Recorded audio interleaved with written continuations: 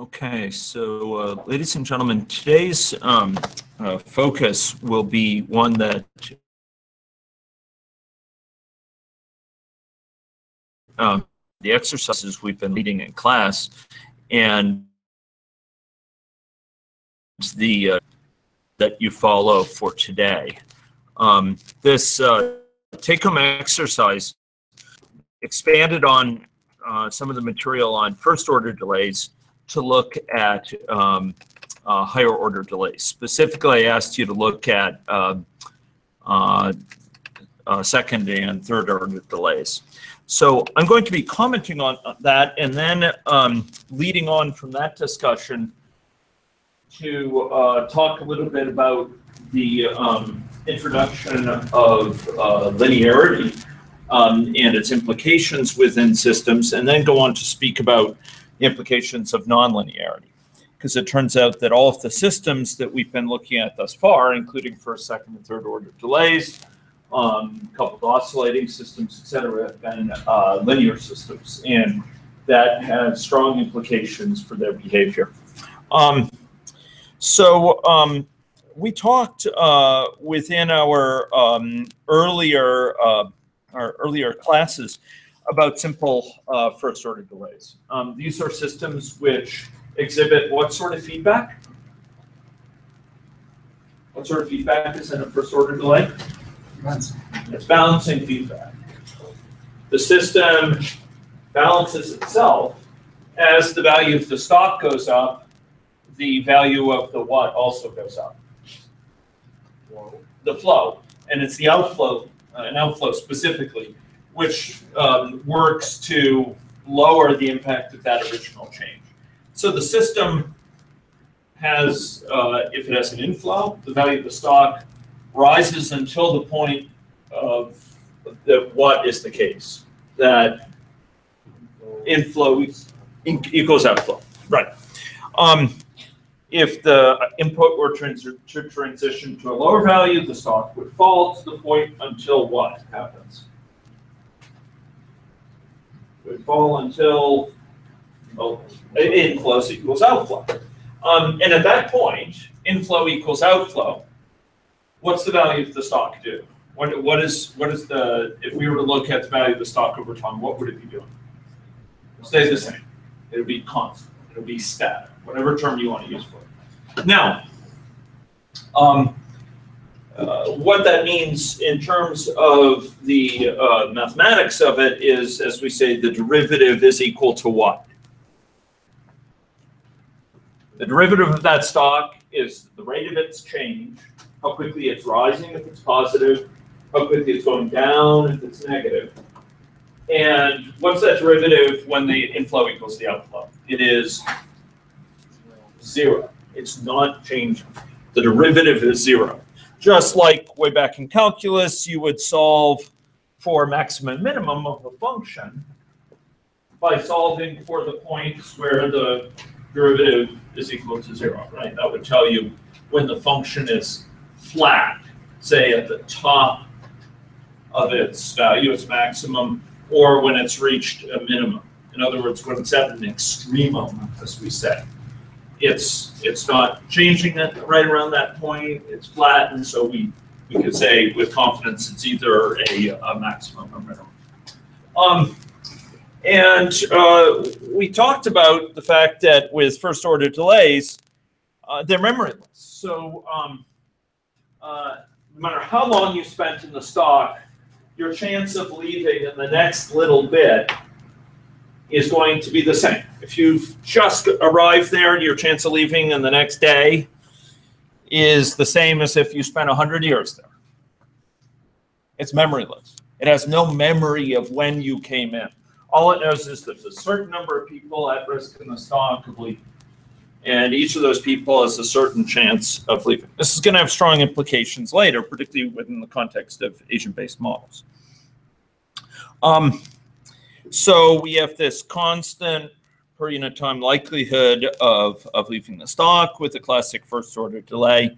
But the number of people on that stock, or the the value of that stock, if we have a first order delay where all we have is an outflow, where the inflow is 0, how does the quantity of the value of that first order delay change over time?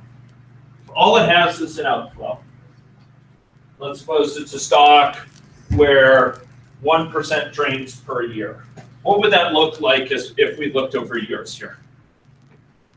Start draining quickly and steadily slow down. Okay, it would start draining quickly and slow down.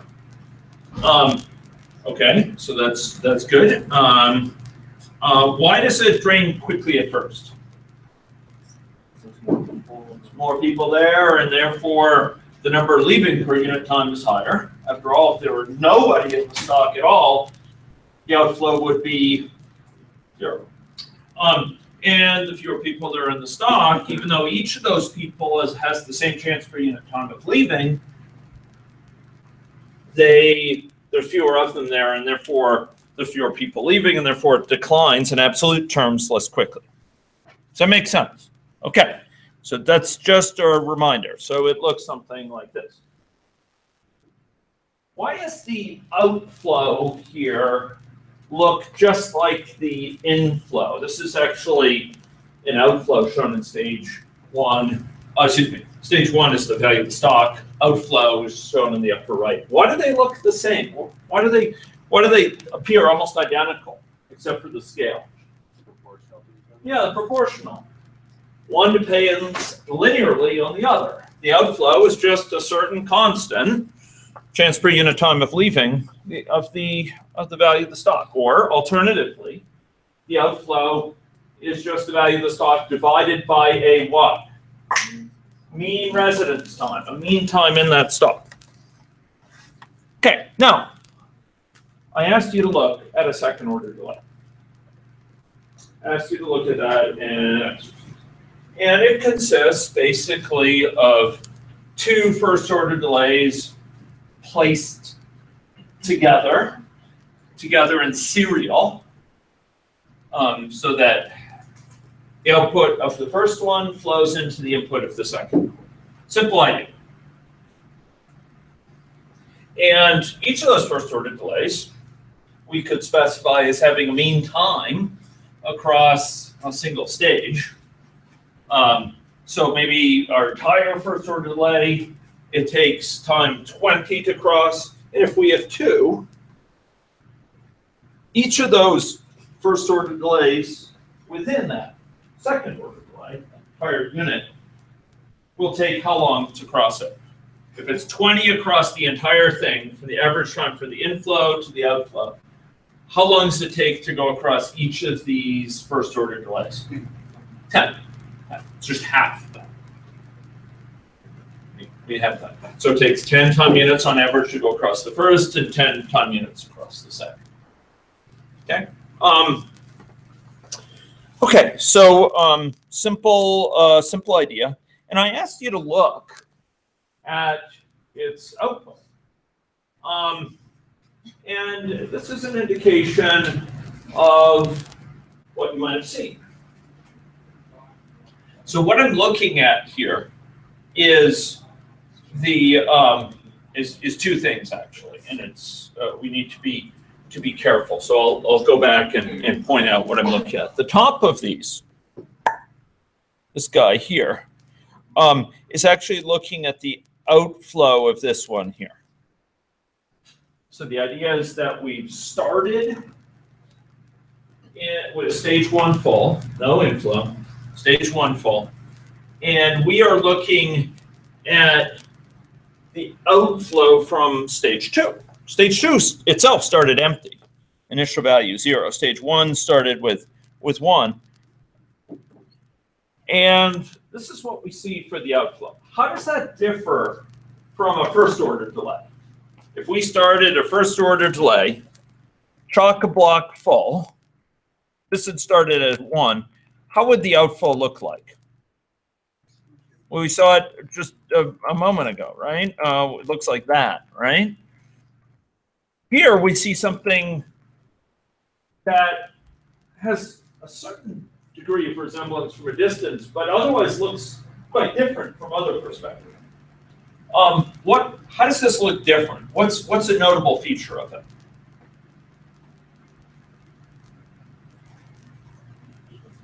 It's increasing in the beginning and then decreasing. Okay, yeah, it starts at 0 and it increases and it decreases. What's a feature that's a little bit similar to what we saw before?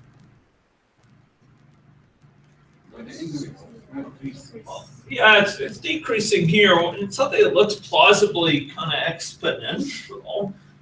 Starts decreasing quickly, and then it slows down over time as it gets drained. Okay. Now, the second thing that I'm showing is actually related to the sum of the two stalks, or it's actually and in fact, in this case, it is the sum of these two stalks, which is really measuring. Okay, it puts aside, okay, exactly where people are in it, but how much of the stuff that started in the second order delay is still there? And what we see is this. What's the difference between that and what we see for first order delay?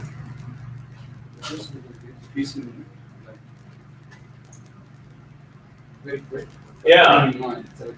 First order delay, the time when that's changing the fastest is when? The first order delay. Yeah, right at the beginning. Here, is it changing super quickly at the beginning? No. It actually takes a little bit of time to get revved up, to get going, right? Why is that? What's going on in this early time? Because we have the second step, and the second step, it increasing first. Yeah. It has to be filled up during this time before things can flow out of the whole system. So if this starts empty, it starts flowing emptier and then flows out. Okay, now how about a third order delay? Third order delay, you kind of get the picture. You stack them together. Here, the time to cross one of these is simply 1/3 the time to transition across the whole. And suppose we were to go through a similar exercise here. Everything were to start in stage 1. It's like it just came in. It just entered the third order delay. What would it look like in terms of the outflow from stage 3? What would that look like? A little bit similar. Would it look exactly the same? No, not exactly. Okay, what's different? Yeah, there's a bit of a delay here. This previous one actually shot up as quickly as possible. Its time of quickest increase was right at the beginning. This one, it actually takes a little bit of time to get revved up. And then it goes down. So rate of change of the derivative, it starts slower. And the total likelihood of being in the system looks a little bit like last time, but it's even sort of takes a bit longer to get going. Okay. So here we go. So this is the total chance of being in the system as a whole. Okay, now I want to ask a key question. I had stated earlier, I had stated back here that this system is memoryless. Does it stop? Is memoryless. Doesn't care how long you've been there, your chance of leaving the next little bit of time is the same. Whether you just came in or stayed there a long time, you have the same kick of the can in the next little bit of time. Okay, for a second order delay, if we think about the delay as a whole, and you think about someone who just flowed into it versus someone who's been there a long time, is there a difference in their chance of leaving?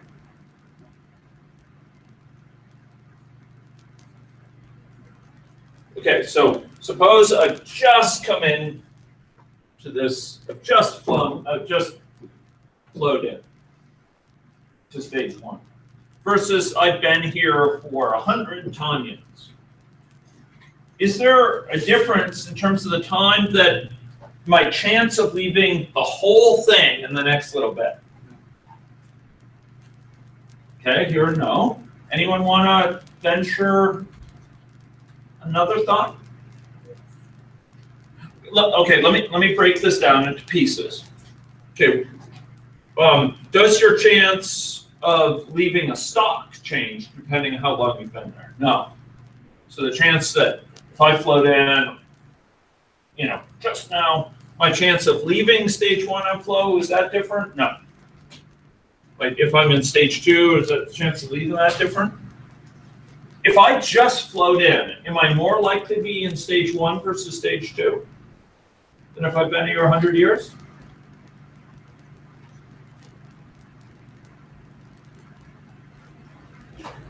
Anyone? Yes. Yes. If I've been here for a femtosecond, for a very small amount of time, chances are I'm in stage 1. If I've just floated into this. By contrast, if I flowed in 100 time units ago, and the average time across this thing is 20, where am I likely to be? Stage 2. I'm more likely to be there than stage 1 still. Chance of me not having transitioned across stage 1 still after 100 time units is very small. Chance of me not having left the whole thing after 100 time units is also small, but if I'm still here, I'm probably in the later stages of it. I'm in stage 2. Okay? So is this thing as a whole? So, okay, so let me ask this. Then if I'm in stage 1, is my chance per unit time of leaving the entire second order delay the same as if I'm in stage 2? If I'm in stage 1, what's my chance of leaving the entire second order delay in the next tiny bit of time? 0. I have no chance. I ain't leaving here. If I'm in here, I consider a very small amount of time. The chance of me leaving the whole thing is very small. I'd have to go across stage 2. Lickety split, right? In a jiffy. Because you youngsters don't say these things. Actually, those predated me by a long. Okay, so ladies and gentlemen, by contrast, if I'm in stage 2, my chance of leaving the entire system within the next little bit is certainly not 0. It definitely has a certain value that's definitely non-0. It's depending on, you know, the amount of time I'm in here on average, or my chance per unit time of leaving. So I want to return to the question: is this system memoryless? Does your chance of leaving a second order delay, is it in the next little bit, the entire second order delay, is that chance independent of how long you've been in the entire second order delay as a whole? Think of it as a whole quantity. Think of it as an abstraction. Is my chance of leaving it in the next little bit independent of how long I've been in it?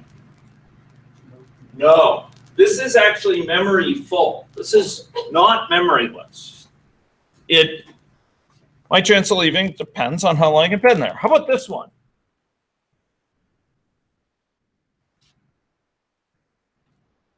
Anyone want to proffer a comment?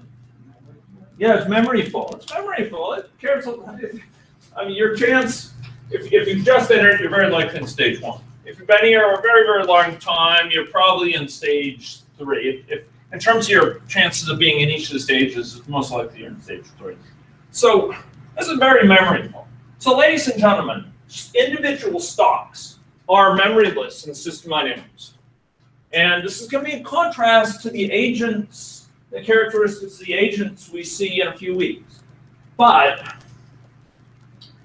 in order to introduce memory, in order to capture the fact that it matters how long we may have been in a certain state, like how long you've been a student, hopefully your chance of graduation in the next year is not independent of how long you've been a student. Imagine if it were. Well, man, it'd be like, oh man, another year of Oscar. It's like Groundhog Day. It's horrible. They'll try to drive me off a cliff in a car. So yeah, I mean, it'll be atrocious, right? So, ladies and gentlemen, generally speaking, we want to capture systems that are not memoryless. The individual stocks, and indeed the first order delays made with that single stock, are memoryless. But in order to build memory full systems, a situation where how long how long you live, that would depend plausibly on how old you are. So if you want to capture people's aging, and we want to make their mortality rate, their chance of dying in the next year, depend on how long they've been alive, namely their age, if we could name for it in English, then we would do it with a series of stocks like this. And we might not use just 3, we might use 10. We might have them brought into a 5-year age group, 0 to 4, and 5 through 9, and 10 through 14. And we have different mortality rates from each of them applying. The chance of someone dying in the next year would depend very much on how long they've been in that so-called aging chain. So it's very common that we use pieces as building blocks. And here, in a second and third order delay, we have these pieces as building blocks that are first order delay. The pieces are memoryless. The structure as a whole is not memoryless. It's memory full. We're going to see first order delays rear their beautiful heads in many other contexts as well. But this is one place you see them used as building blocks to achieve a different outcome. First, second, and third order delays. Now, if we were to consider these successively and consider increasing the order of the delay, what we find is that the outflow changes its character. So maybe you can't see it from back there. And I'm going to block it to make sure you can't see it. But this brown curve that starts at the top, what order delay is that? Yeah, it's a first order. This is for the outflow of the entire system. This is a first order delay like this. Second order delay, which one is it? It's the black one. Okay, third order delay, fourth order delay, fifth order delay, sixth order delay. You notice that they're retaining invariant the mean, the average time, but they're getting more and more what? Tight as a distribution.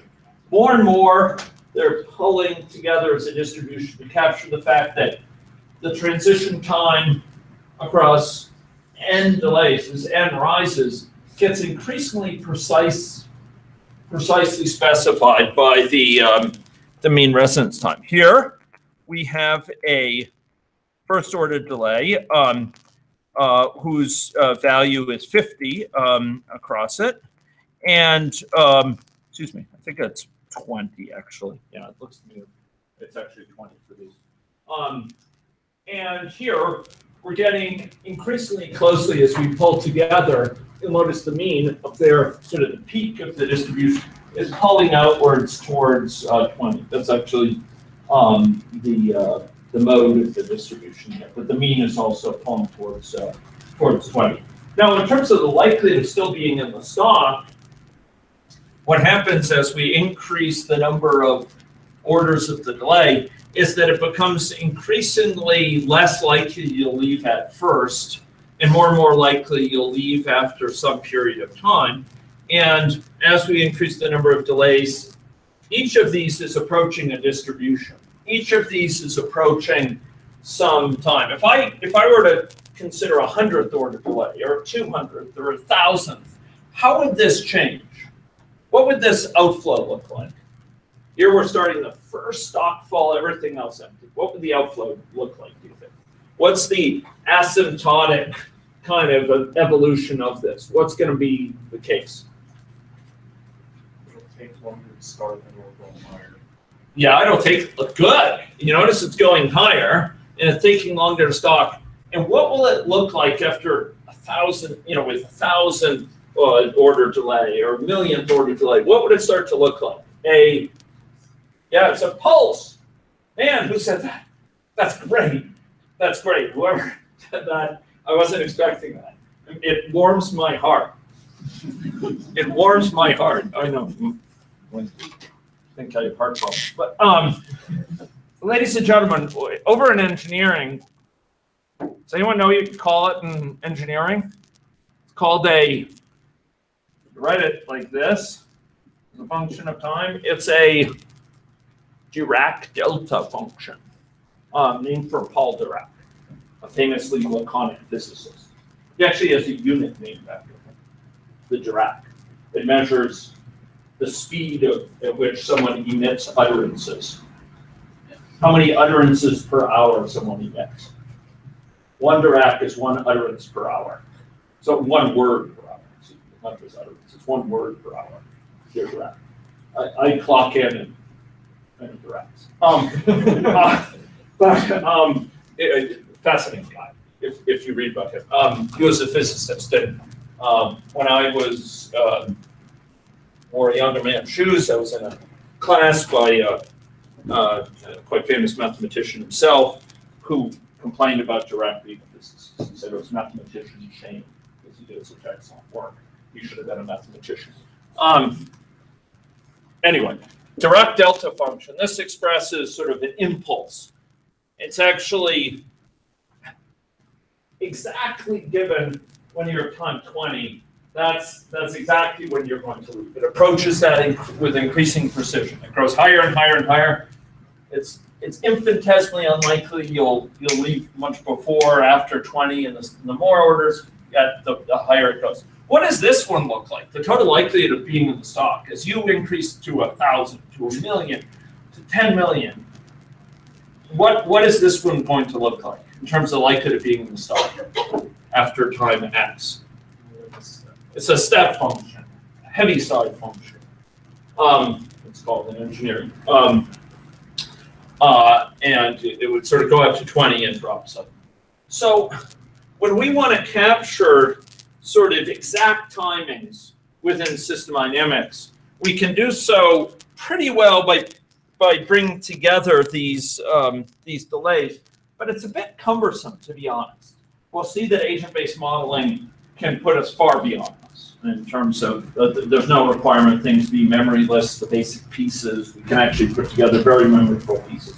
But if we want to capture memoryful systems, we can do so in system dynamics by stringing together orders of delays. And for a lot of physical systems, in fact, there are some uncertainties. A student has a certain chance of graduating early, or a certain chance, it might be my observation, of sometimes even graduating late after 4 years.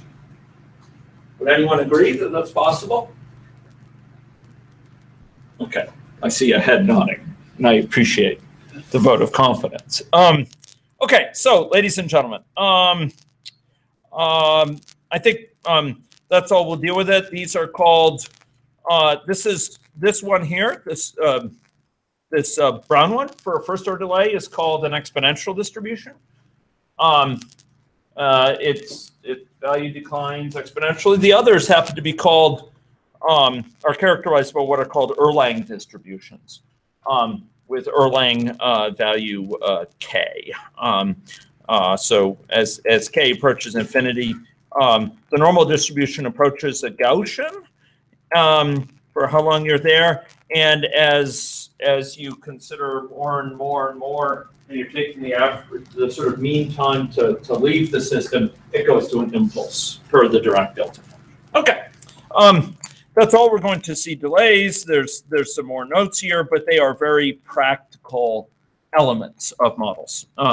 We build them together in series to capture all sorts of memoryful effects to good effect. Okay, so those are delays, but you haven't escaped them yet, because our next little topic is going to talk about them in additional detail from another perspective. Ladies and gentlemen, the time has come, the walrus said, to talk of many things. Here it's not whether pigs have wings, but of nonlinearity, and it's important. And we're going to introduce the important notion of state space into today's lecture, because it too is going to follow us through all of our elements of the course. Okay. So ladies and gentlemen, I'd like to first comment a little bit about the systems that we build, whether it's a simulation model or a function that's taking some number and giving us back another number, like the sine function or what have you. We have a criteria for calling a function linear.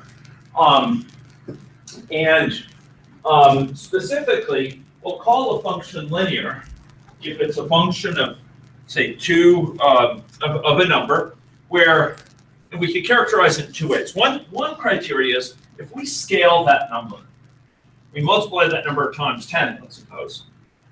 The result of applying the function to the unscaled number, or the result of applying it to the value of 10 times the original number is just 10 times the value of the function applied to the original number. So we consider a linear function.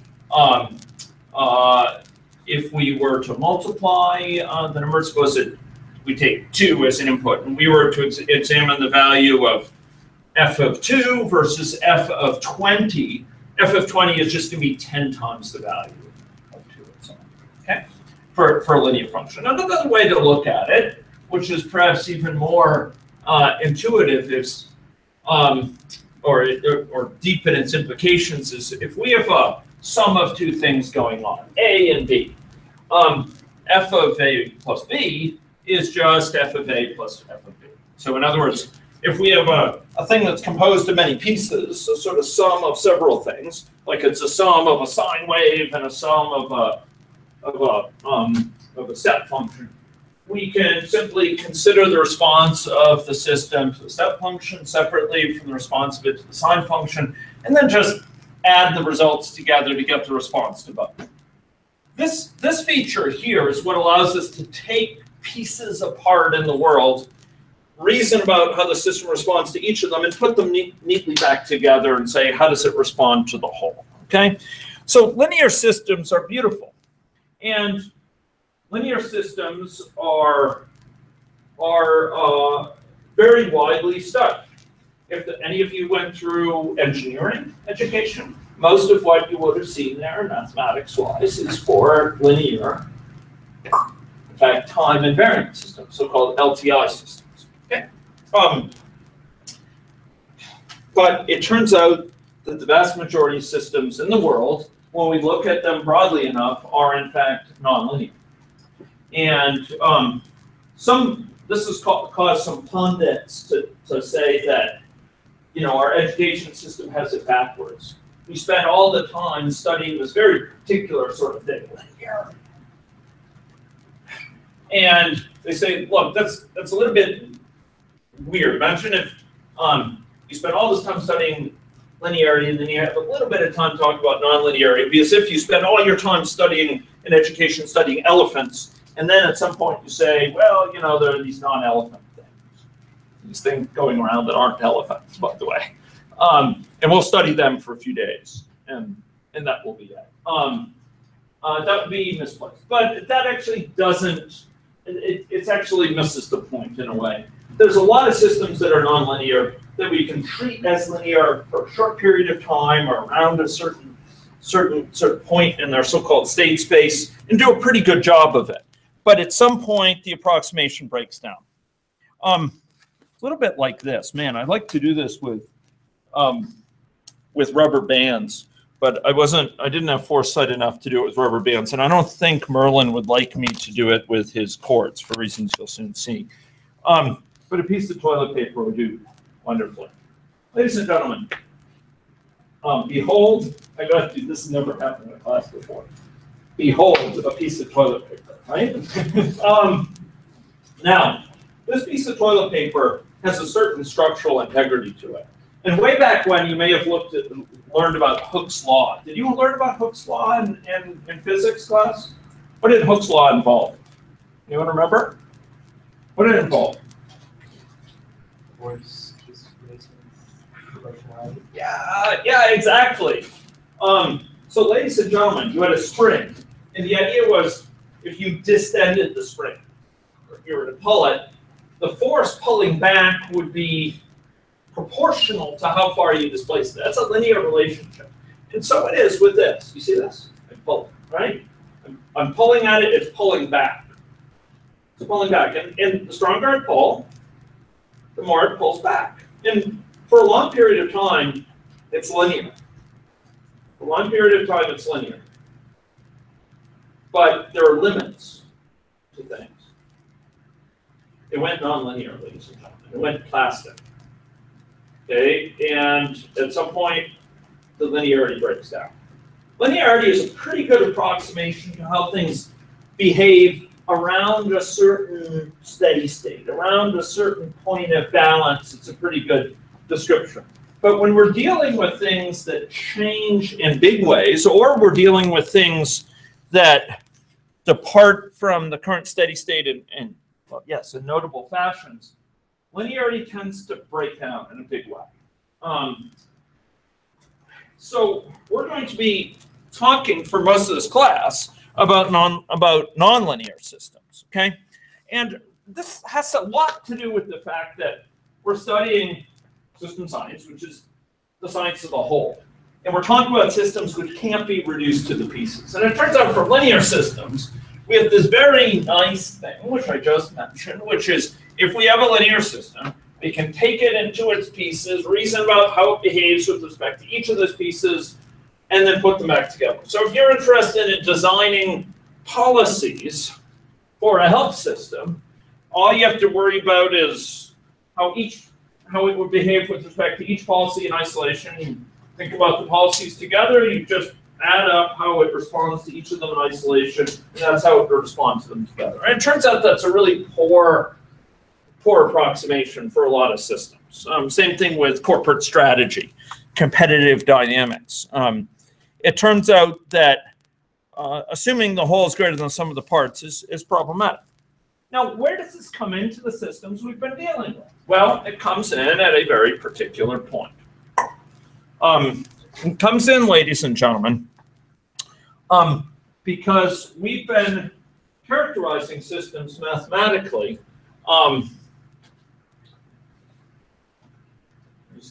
There's sort of a curious dynamics of erasers and pens here, and an even more curious dynamics of a professor. Okay, we've been dealing with systems where we have a characteristic of the system. It has a current state. Where has the state of system dynamics models been characterized? What characterizes the state of a system dynamics models? What I'll call the state vector, and I'll write it as a vector with a little arrow over it to indicate it's a vector. It's not just a number. It's a vector of numbers. 0.1 in the first element and 0.2 in the second. Or maybe it's 25 long.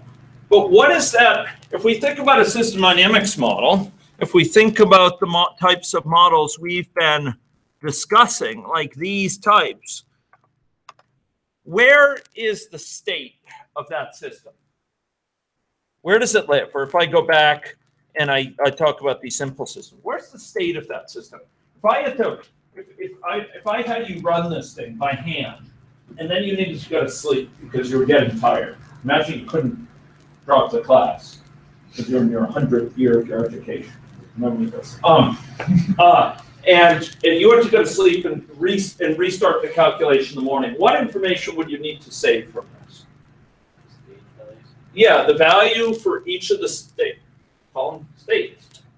What are the states here? What are the values of the stocks? Stage 1, stage 2, stage 3. Those are the key numbers. Because after all, if we know those, the value of the flows are computed from them.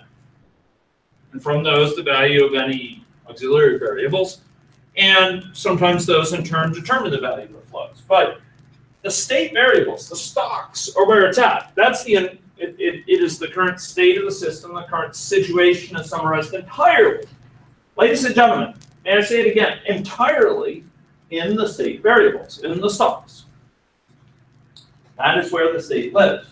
Now, when we wish to write out the descriptions of a system like this in brief, we can do so by abstracting away from the details of the names of each state, we could simply write the state as a vector.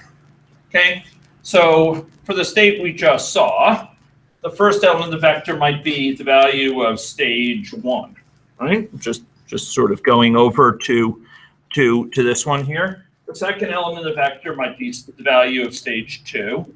That's a number as well at any given time. And the third would be the value of stage 3. Are we okay with that? Stage 3. Okay, so those are 3 numbers, totally summarize this system. You appreciate that? Okay. Okay, now, when we're writing these stock and flow systems, though, we're not only dealing with states as characterized by the state vector x with a nice little arrow over it, but we're also dealing with flows, which represent the what of those state vectors, the rates of change.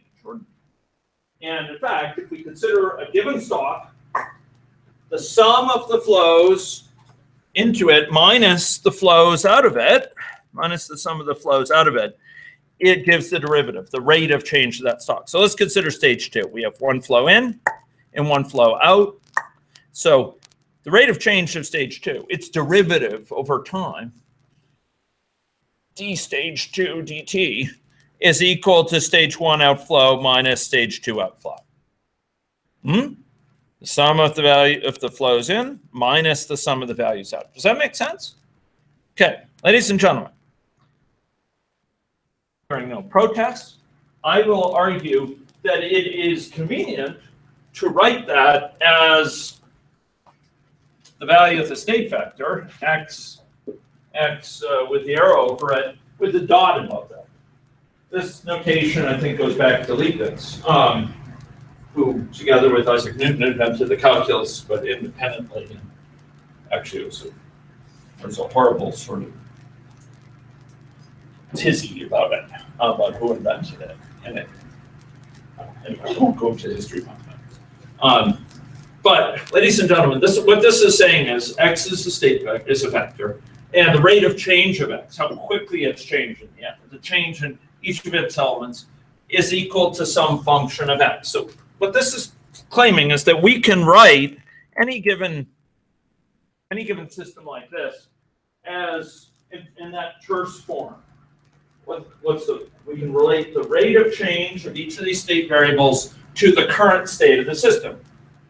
Why the current state of the system? Because it's the current state that drives the system. The rates, the flows are determined by the stocks.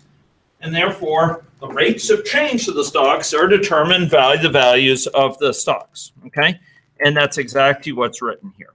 X with the vector, and the vector x, the state vector, as we say, dictates some function of the state vector dictates the rate of change of that state vector. Put it another way, the rate of change of the state vector, how quickly the values of the stocks are changing, is a function of the values, the current values of the stocks, right? So if you tell me the current value of stage 1, stage 2, and stage 3, I would argue that, and of course I know all the values of the parameters and so on, I can tell you what's the value of stage 1 outflow, stage 2 outflow, stage 3 outflow, and I'm assuming I know the value of inflow. I can figure out the rate of change of all the stocks. Does that make sense? Okay, now, if we have a linear system, we have what that mathematician taught me and more, the fact that Paul Dirac was a physicist. Giancarlo Rota would have called, and I don't approve of the term, but he called it sort of idiot's delight, was his term for it. Meaning, it's a very simple characterization. I don't actually think that's the best way, but here, A is actually a vector. I should have put a hat over it, an arrow over it, sorry. So what this is saying is, in a linear system, we can characterize the system as involving some potential offset, and I kind of glossed over that earlier, but generally with linear systems, we allow this offset. for reasons that it could be eliminated trivially by change of variable, plus some thing times x. What is this thing that I showed there? It is a, what thing do you apply to a vector to get out a vector? What thing operates on vectors and gives you back a vector? Speak as in one voice. It's a, it is a matrix. It is a matrix. And in fact, it's so notable they even named a movie after it. They didn't have this slide in mind, but the Matrix, the movie, should remind you of this, okay? In your final exam, when you're struggling for that question, don't write down the movie. Okay, so this is a matrix. So matrices, ladies and gentlemen, are not boxes of numbers.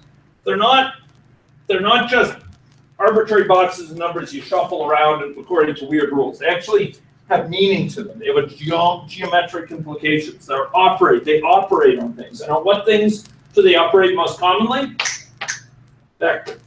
So here we're multiplying the matrix times a vector, and out comes a what? A vector. A vector comes out, and we add that to the vector A, which they stand remiss for not showing in its proper vector form. Having done that, we can add them up and get x. This is what a linear system looks like, ladies and gentlemen. So this general function at the top here of x, that could be any old function. And what we'll see is in most cases it's not linear. It may multiply x, the first element of the vector, times the second element. But this one down here, all it does is it takes each element of the vector and it multiplies it by a number, for example, for each of the elements to determine the rates of flow of each of the elements of x. So this is associated with a particular simple value sort of form of this function here. Okay, so let's consider this. Here's a second order delay of the sort that may be near and dear to your heart, or perhaps it elicits some other emotion. Ladies and gentlemen, here we have a state vector that consists of what? What are the elements of the state vector here? What are the elements of x with a vector sign over it? Speak on, as in one voice. Yeah. The first element of the vector we could treat as being stage 1. Second element we could treat as being stage 2. That's the state vector. If we know those, we know everything that's needed to restart the computation. That summarizes the current state situation in the computation. You appreciate that fact? Okay. Okay. Now, ladies and gentlemen, so that's the state vector. How does the state vector depend on, how does the rate of change of the state vector depend on the current value of the state vector? Well, it's through the flows, right? We look to the flows to determine that. So stage 1 outflow is the value of stage 1 divided by, say, the mean time to transition across the stage, or multiplied by 1 over that, right? And similarly, stage 2 has an inflow of that, an inflow which depends on stage 1, and an outflow that depends only on itself. You get that? Okay, now, so we get something like this. Okay. So ladies and gentlemen, here I'm saying the rate of change of x is the rate of inflow minus, here I'm assuming the mean time across the entire system of 20, so mean time across each first order delay of 10. And so the rate of change of x is just I minus 0.1 times x. Why this 0.1? Whence did that come? It's x over, we could have phrased it as x over 10. Yeah. And where that's the mean time someone spends in that first stage. Now, the rate of change of y is, I would argue, 0.1 times x minus 0.1 times y. Where does this 0.1 times x come from? Whence does that come? It's the same as this, right? This is just the same flow. This is minus that flow flowing out of X and into Y. That's what that is. And typically, that's how flows, if the flow is from one stock to another, you see kind of two parts of them. This is the flow out, the top one, and this is the flow in. The top one, because it's a flow out, it has a what in front of it? A minus sign, a negative. This is a flow out, so it's leaving.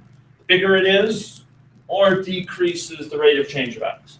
And for Y, we have to flow in, so it's got a positive in front of it, which we don't write, minus 0.1 times Y. Why the minus here? Because this is this last term, the lower right, is a what? Flow out of Y. So what am I talking about? What do these things have to do with this? Well, let me just make it very clear. I is coming from here. We're dealing with stage 1 at the top. That's X. X is stage 1. Okay. The rate of change of X is given by the inflow, I, minus the outflow. And the outflow is just depends only on what? The outflow of stage 1 depends only on what element of the state? Yeah, stage 1, so X. And it's divided by 10, mean time across it. Okay, I said 50. Oh, man, this is horrible. Here, I'll make this. This is like real time. Hey, oh, I'm trapped. Mumble. Okay, here we go. Okay, there. It is out, black spot. It is corrected, okay? And this lower one, the rate of change of Y, remember it's sum of inflows minus sum of outflows. Sum of the inflow, well, what's the inflow into this? Well, it's given by stage 1 divided by 10, right? That's what it is. This guy, minus the outflow, which is this one, which depends on stage 2 divided by 10. That's this guy. Do you get that? Okay, so rate of change of X is just given by this top thing and that thing. Now, we can rewrite this as a matrix times these things, right? With some offset. This A, what does that turn out to be? That turns out to be the sort of the inflows to each successive element, right? We've got I going into stage what? 1. So it's only in the first element here. If we had something flowing into stage 2, it would be in the second element. We've got plus some matrix, which I wrote as A, is matrix times the state vector, right? So given the state vector, given the current values of X and Y, I can multiply this matrix times it. That's going to yield me, remember the rule, minus 0.1 times X plus 0 times Y, right? For the rate of change as a contribution to the rate of change of X, and 0.1 times X minus 0.1 times Y, contributing to the rate of change of Y, right? When we write it like this, oh man, yeah, not everyone teaches linear algebra in a highly meaningful way, and oh, I went under there. Maybe you could get it. Thanks. But you know, you could think of X and Y as things much appreciated.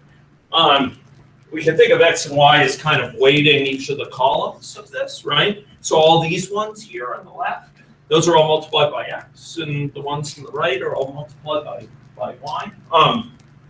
Is one way to look at it. There's another way too, where you look at these as the dot products of the rows and the columns. And it turns out there's beautiful intuitions that come through both. In any case, this is the linear system that confronts us. That system can be written this way. And it's a linear system.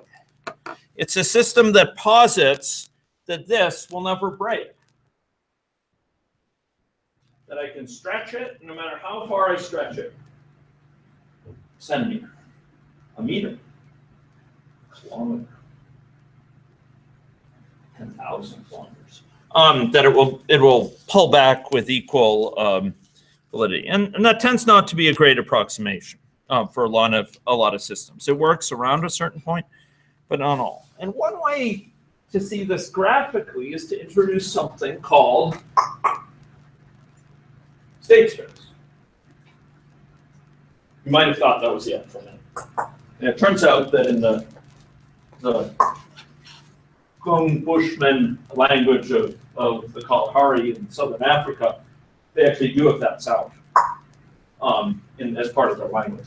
But here, that was just a non-vocal utterance. So, ladies and gentlemen, we're going to introduce state space. Okay. State space is going to provide us an alternative way to understand the dynamics of systems that is going to be as rich and more powerful for certain things than looking at values over time. It's another way of summarizing the behavior of a system that will bring out certain features that are not brought out by looking at values over time. For other cases, will depend on our trusty values over time graphs. Okay.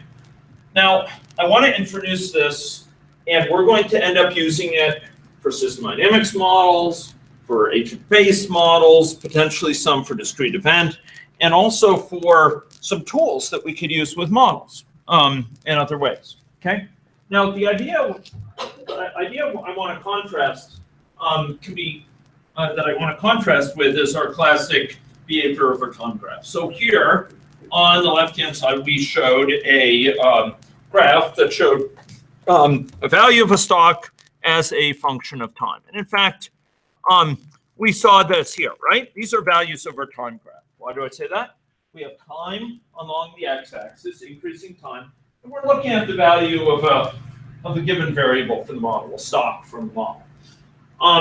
And sometimes we may even put into said graph a depiction of several stocks. So we may have something like, okay, now this is going to get exciting, at least for me, not for you maybe. We may have something like, ooh, look at that. You can see what's coming. Hopefully that'll get you wanting to come next time. You can look at a graph something like this. This is actually showing, ladies and gentlemen, a third order delay where we have some inflow and we have values of the successive stocks.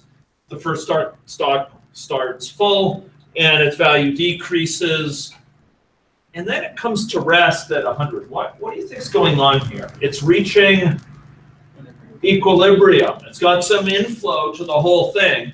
So it adjusts exponentially down to an equilibrium. The second stock starts empty. Which do you think is the second stock? Blue or green? Blue. How do we recognize that? Because it goes up sooner. It flows into that one sooner than it flows into the green. So third order delay. It flows up and you notice it goes up, overshoots its equilibrium value, comes down. Why does it overshoot? This is a third order delay. Why does it go up above the equilibrium value here? Because the first stock started really full, way above its equilibrium value. Where is that stock flowing into? Second stage, right? Second stuff. Okay, and then the third one goes like this. So this is a behavior over time graph with respect to several different variables. But where we're going, ladies and gentlemen, is to be able to re-summarize that in a different form. We're going to be using state space plots to plot the behavior of a system as a whole as it evolves simultaneously across multiple variables of that system. So within a state space plot, there's a certain intuition that you develop with respect to these, but I'm going to try to walk you through it in a sensible fashion, because it's kind of turning the normal ideas you might have of what's in a plot on its head. Okay, the idea here is that, ladies and gentlemen, we're going to have a space. And here we're going to be dealing almost exclusively with two-dimensional spaces. I will sometimes show three-dimensional spaces, but if you really want to see them for state spaces, you've got to check out our Oculus Rift project down there in the room, down at the end of the hall, because it's awesome. And you can explore state spaces at your leisure and pleasure, at least my pleasure. Okay, ladies and gentlemen. So the idea here is we're going to have a space typically two-dimensional or three-dimensional, where each axis of the space is associated with a certain element of model state, a certain state variable. Here, a certain value of a certain stock. Okay? Each element of the state space is, or each coordinate of the state space, the x coordinate or the y coordinate, corresponds to a certain stock. So maybe horizontal is stage 1 of the system, and vertical is stage 2. Now, a given run of the model is going to have certain values of the parameters, and it's going to start at a certain place, ladies and gentlemen, within that state space, and going to evolve over time in terms of its trajectory. Okay, so it may start up here. Here we have something where the first element of the state started at, it looks like about 10, the second element at 100, and then over time it evolved here and eventually reached an equilibrium where both elements of the state space were 0. By contrast, we could look at another system here. We started here and we evolved over time into to a new position. And further down, we have some additional ones that I would like to show, but I might not be able to here. Yeah. So, so ladies and gentlemen, state spaces provide a way of visualizing a trajectory. This one started, well, where did this one start? Can anyone tell me? What was the first element of the state? It started at value what? Roughly, I heard it correctly, 400. And the second value of this, the second element of state space, so maybe stage 1 of it started at 400. Stage 2 started at what? 0. And then it evolved. Evolved over time to a point where what? This is an equilibrium, in fact, where what were the two values of the stocks? Yeah, both were value 100 because they had flow into them, and the flow in was 10. This is, in fact, a second-order delay. It's a second-order delay where each stock has a mean residence. The flow into the whole system is 10, and therefore each stock has a mean residence time, a mean time in that stock of what? Of 10, it turns out. The inflow is 10. You're getting 10 units per unit time into stage 1. And the average time you spend in that stage is 10. So it makes sense that the amount of stuff in equilibrium within stage 1 is what? Well, I spent 10 time units in there, and 10 units are coming in per time unit. So the average amount of stuff in there at any one time is 100. 10 times 10. It takes about 10 units of time before, on average, 10 units of time before things move out. And for each of those units of time, 10 is coming in. So on average, there's 10 amounts in there before it leaves, right? You can think about it through analogous physical systems. So here we have a first order delay. First stock started at 400, second stock at 0. And over time, it was being flowed into. So the value of that second stock is going up. The value of the first stock is coming down. Why? Because it's out of balance with the inflow. The inflow is flowing in at only 10 units per unit time. And the outflow of the whole thing, if it's a mean residence time in the second stock of 10, and it starts at 400, how many units of things are going to be coming out per unit time from the second outflow, from the whole second order delay? Yeah, 40. 400 divided by 10. So if the second stock is going down, the first stock is going up, and it's going to come around to this point where things are in perfect balance. Now, you'll notice that to help us understand how the system evolves in a state space, we actually can plot out these nice little arrows. And the arrows show, ladies and gentlemen, where it will flow next.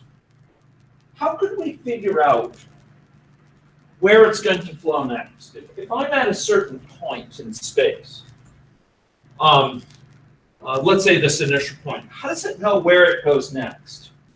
Think about it. What information would it have? If I know the current state, how do I figure out how it's going to change next?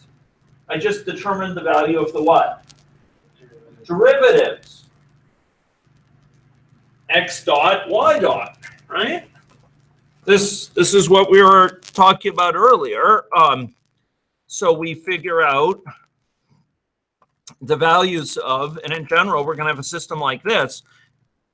Whether it's nonlinear or linear, we can always take the current state, compute the value. You know, for example, for this exact system, we can compute the values of this, and that will give us the rate of change of X and Y, and that tells us where to go next, sort of where it's headed. And that's exactly how we determine how these arrows point. But here it's mapped it out for all possible trajectories.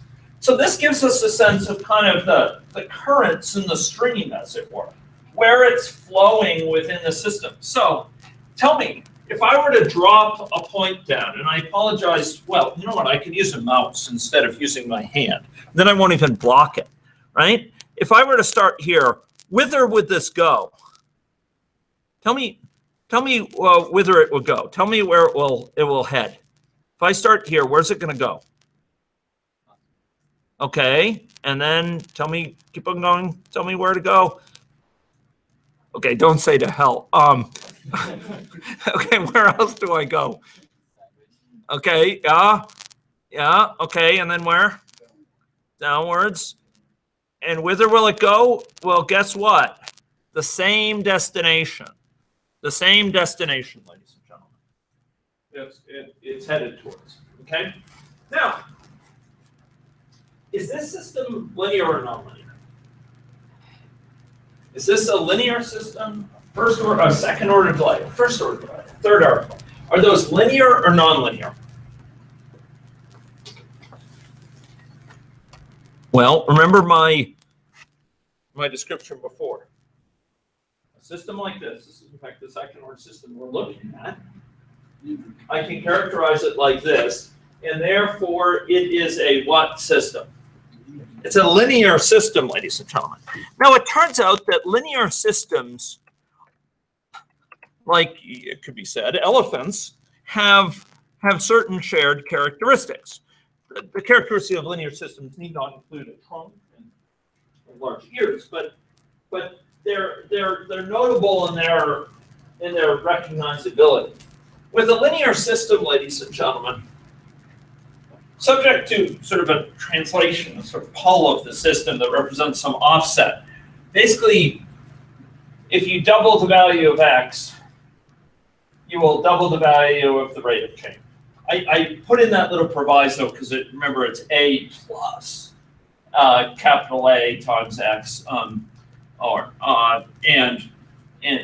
we actually sometimes have to account for the fact that this is kind of offsetting A, but that's very easily done with what's called variable substitution. The basic gist of it is the system has very defined structure, very familiar structure.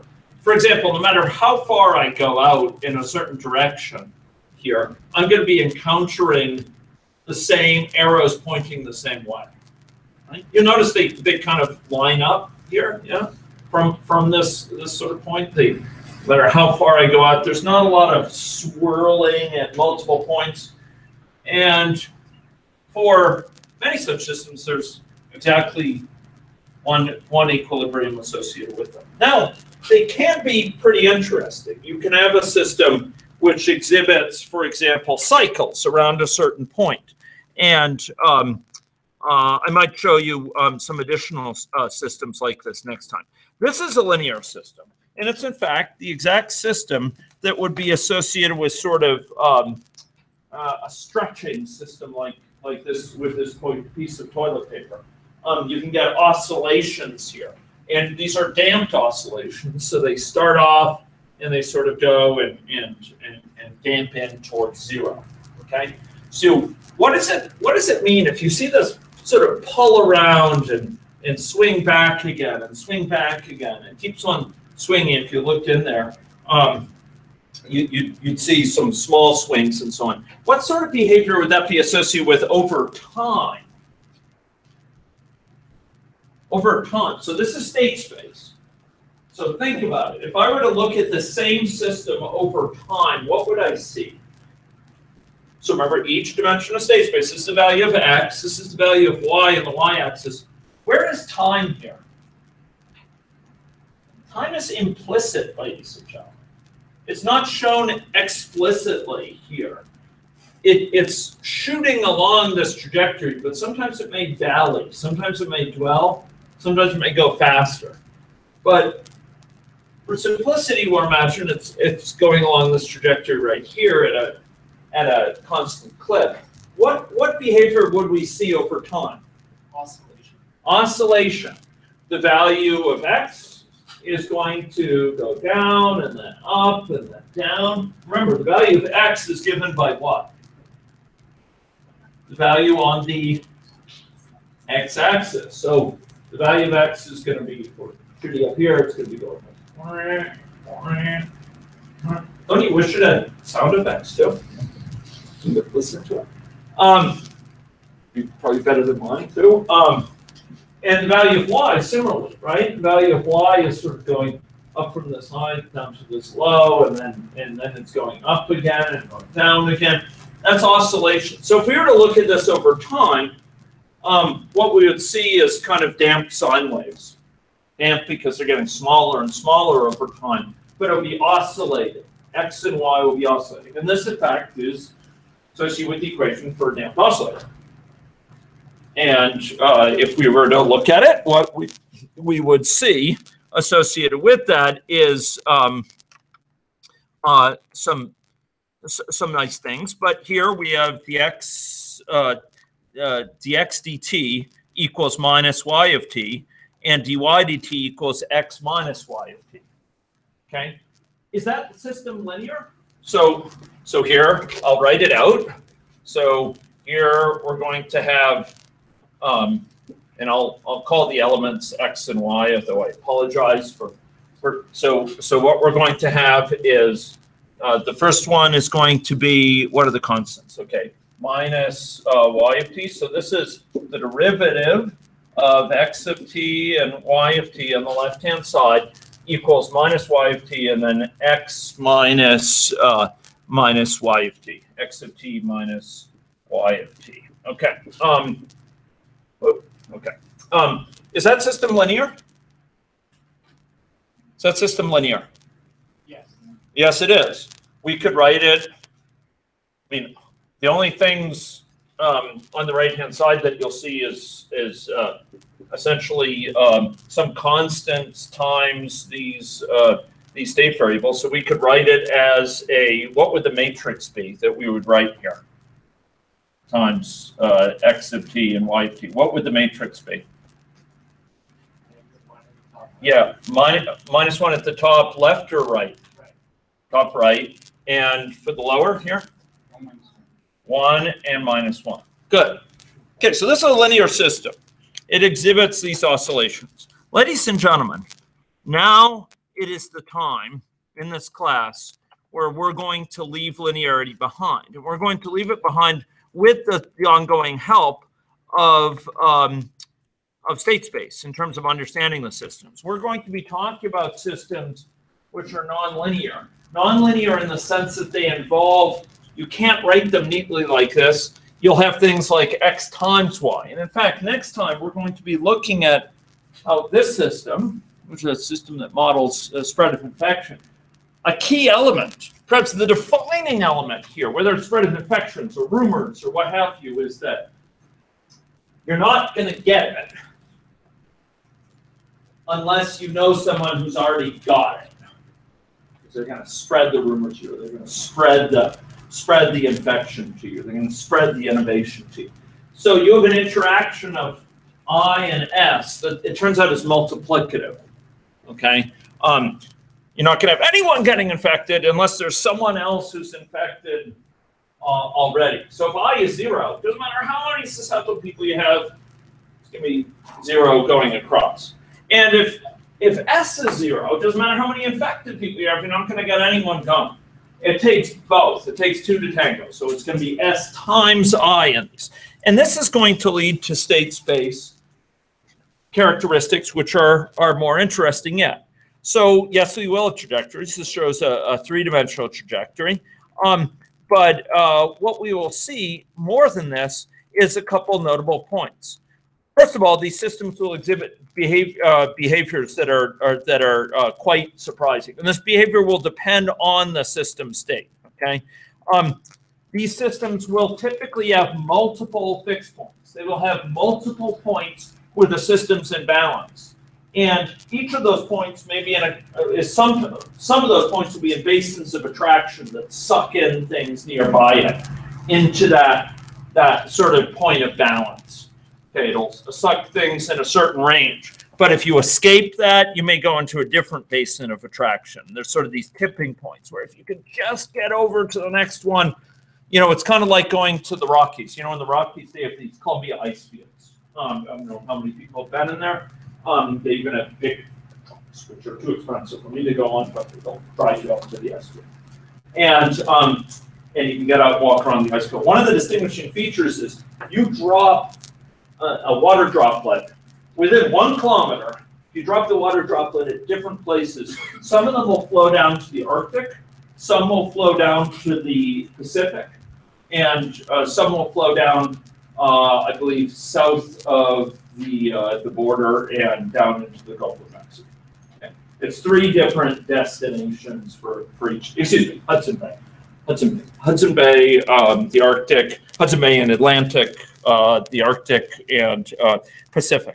So these are basins of attraction. Within a short distance, all it would take is a little bit, and you could be going to a totally different destination.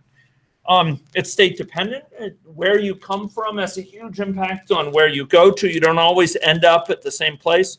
So if you start here, you may end up going to this destination. By contrast, if you start slightly different point, you may go to a different place. So here we're starting here, we're going up.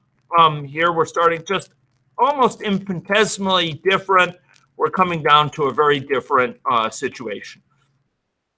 And we are going to be taking a look at this nonlinearity and taking a look at the behavior around these fixed points, around these points where it's in balance, find out which of them are attracting and which are dispelling. And we're going to be seeing how these same principles we've been learning about, principles of stocks and flows and inflows and outflows, principles associated with linearity, principles associated with Riemann state space, how they can give us tremendous insight in the context of these nonlinear systems, these systems which exhibit a situation where the whole is greater than the sum of the parts, where we can't simply take it apart into its pieces, but instead we need to reason about behavior of the system as a whole and the behavior, and we can't simply take a disturbance of the system apart into nice tractable pieces. We have to reason about it and in whole.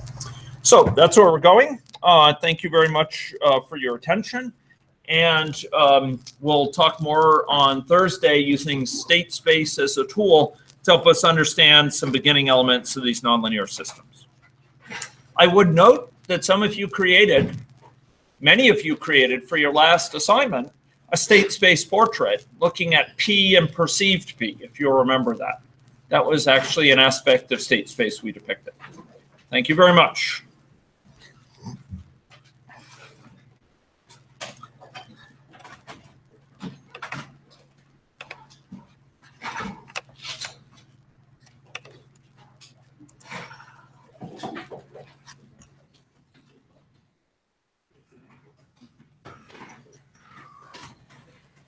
Hi. Yes. Oh, thank you very much. You got it. So, okay, we'll make sure that gets taken care of. That's great. Thank you very much. It's Peter. The name is Okay. I'm sorry. I read that. Yeah, I was reading this. Okay. Oh, that's fine. Thanks a lot, Will. Okay. Take care.